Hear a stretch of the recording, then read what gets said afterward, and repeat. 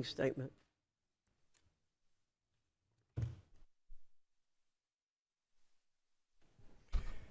Thank you, Dr. Fox, and thank our witnesses today for appearing with us. I'd like to start my opening statement with a video from the 2017 rally to remind everyone of what happened at the University of Virginia campus during a Unite the Right rally. As a warning, this video may contain some graphic content.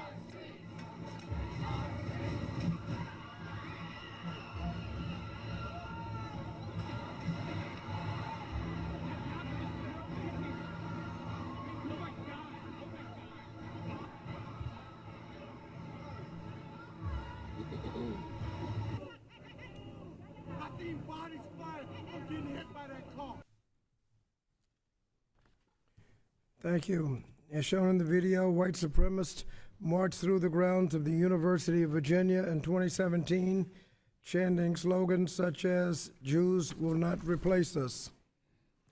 At the time, I wrote a letter to my Republican colleagues asking for a hearing to discuss rising tensions and discrimination on college campuses. I have that letter with me today, and I'd like to ask unanimous consent to enter that letter into the record. Without objection. Regrettably, the country was denied the opportunity to address this issue 7 years ago. What we saw in the video was not an isolated event. It is the byproduct of this country's century-long history of white supremacy and anti-Semitism. And so we should not feign surprise at hate speech on America's college campuses.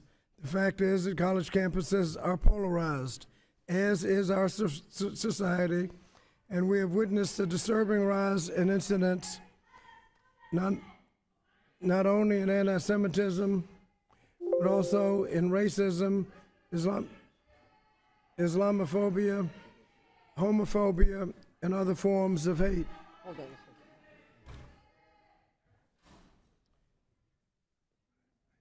Nonetheless, schools have a responsibility to foster campus environments that promote understanding, respectful dialogue, and above else, student safety for all students. Jewish students, in fact, all students, have a right to attend college free from hostility and in compliance with Title VI of the Civil Rights Act of 1964.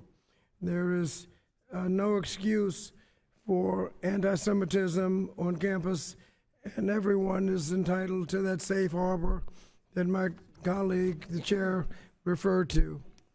As Dr. Shefik notes in her testimony, quote, "While there may be some easy cases, drawing a line between permissible and impermissible campus speech is enormously difficult. The U.S. Supreme Court has struggled for more than 2 centuries to define the limits of free speech under the First Amendment, and that struggle continues. Don't expect universities to figure it out overnight." Now, this moment requires thoughtful and nuanced discussion, something this committee has not always done. Moreover, we should expand the scope of our conversation to include the students who are actually being denied access to an education as a result of discrimination. We should not put on political theater or seize this strategy and its aftermath as an opportunity just to grandstand. Rather, we need to recenter this conversation around our obligation to provide all students with a safe learning environment. In particular, as members of Congress, we must examine the issues of anti-Semitism and all other forms of animus on campus. This includes respecting the need for a safe environment to learn and the importance of the First Amendment. And finally, while I appreciate my colleagues' newfound concerns for some students' civil rights on campus, I would note that it is at odds with House Republicans' budget proposals.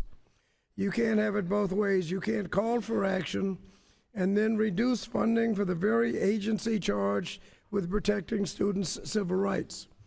In conclusion, I hope this discussion today is more thoughtful and deliberate and respectful of the complex constitutional question before us, even though the same opportunity was not afforded to Democrats when we requested it after the racist UVA rally 7 years ago.